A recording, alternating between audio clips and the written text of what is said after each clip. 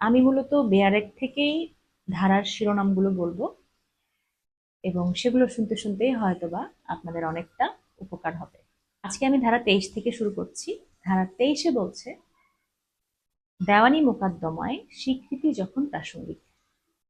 ধারা 24, ভয় দেখিয়ে ভীতি প্রদর্শন করে কোনো অপরাধীর থেকে কোনো রকমের স্বীকারোক্তি নিলে সেটা অপ্রাসঙ্গিক হবে। আমি আসলে একেবারেই বইয়ের মতো বলবো না, লাইনটা পড়েছি এবং নিজের মতো করেই আপনাদেরকে বোঝানোর বা বলার চেষ্টা করছি। ধারা 25, পুলিশের কাছে দেয়া স্বীকারোক্তি আসামির বিরুদ্ধে প্রমাণ করা যাবে না।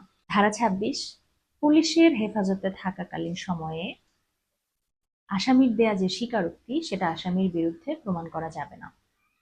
ধারা 27, আলামত উদ্ধার। এই যে আমরা 24, 25, 26 পড়লাম, ফৌজদারি কার্যবিধির 164 ধারা অনুযায়ী ম্যাজিস্ট্রেট স্বীকারোক্তি নিয়ে থাকেন এবং সেই স্বীকারোক্তিটি লিপিবদ্ধ করা হয় 364 অনুযায়ী। তো ম্যাজিস্ট্রেট যখন স্বীকারোক্তি গ্রহণ করেন সে অনুযায়ী যদি পুলিশ আলামত উদ্ধার করতে পারে, সেই বিষয়টি বলা হচ্ছে ধারা 27-এ। ধারা 28, প্রলোভন, ভীতি, প্রতিশ্রুতিজনিত ধারণা অপসারণের পর স্বীকারোক্তি যখন প্রাসঙ্গিক।